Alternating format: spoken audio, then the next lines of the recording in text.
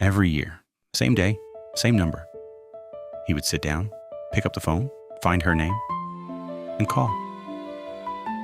It would ring once, twice, 3 times, then nothing. Not voicemail, not a message, just silence. He had done this for 11 years. His daughter changed her number the same week she stopped speaking to him. He knew that. He called anyway. But this year, on her 32nd birthday, someone answered. Robert was 61 years old. He lived alone in the house where Emma grew up. He hadn't changed much about it. Her bedroom door was still closed. The same drawing she made at age 7 was still on the refrigerator, held up by a magnet shaped like a sun. He told himself he kept it because he hadn't gotten around to taking it down. That was not true, and he knew it. Robert had not been a bad father. He had not been a good one either. He had been absent. Not physically. He was always in the house, always at dinner, always there. But there is a kind of absence that happens in the same room. There was one evening he still thought about. Emma was 12. She had made dinner, just pasta, nothing special. She'd set the table carefully. 2 plates, 2 glasses. Robert came home late. He sat down. He ate quickly and went back to his papers. He didn't ask about her day. He didn't look up. Emma sat across from him, waiting for something. A question, a word, anything. Nothing came. He didn't remember that evening. She never forgot it. This year was no different. He made his tea. He sat down. He found her name. He pressed call. 1 ring, 2 rings, 3. Hello? Robert didn't move. It was a woman's voice. Young, a little uncertain. Not Emma. But something in the voice made him stay on the line. Hello? Is someone there? I'm sorry. I think I have the wrong number. Who are you trying to reach? And Robert, who had not spoken Emma's name out loud to another person in 11 years, said it. My daughter, her name is Emma. If you enjoyed this story, press like and subscribe for a new, quiet story every week.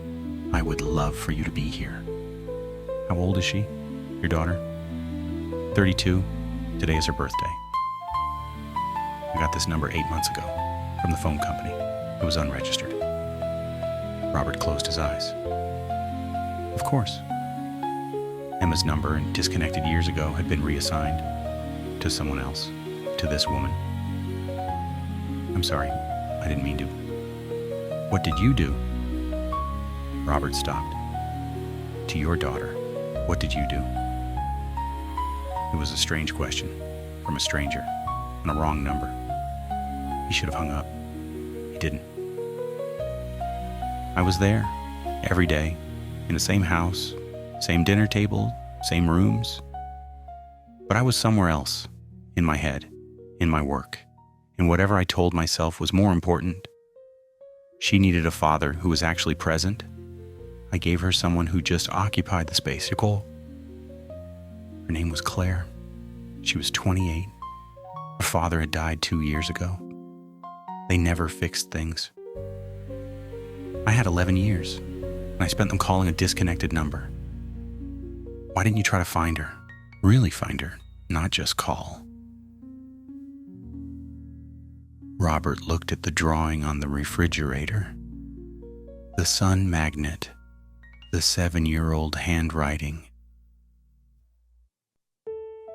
Because finding her meant she could say no. As long as I was just calling into nothing, I could pretend she might still come back. If I found her and she said no, then it would be real. That's the most honest thing I've heard someone say in a long time. Robert laughed, a small, tired laugh. Then Claire said something unexpected. If you found her, really found her, what would you say? Not explain, not apologize, just what would you say? I would say, I see you now. I know that's too late. I know sorry doesn't fix 11 years. But I see you. And I'm not calling a disconnected number anymore. Robert, I think you should find her.